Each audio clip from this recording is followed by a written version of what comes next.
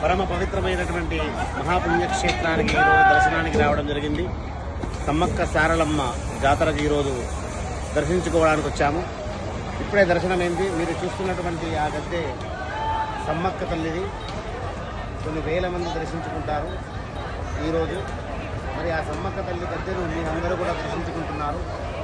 భవ్యంగా, దివ్యంగా, సుందరంగా, అద్భుతంగా, అందంగా అలంకరించుకుంటున్నారు.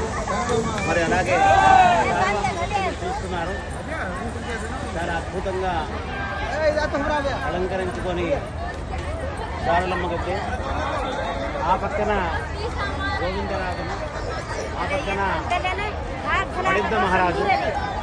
మరి మీరందరూ చూస్తున్నటువంటి శిల్పకళలతో 28, 29, 30, 31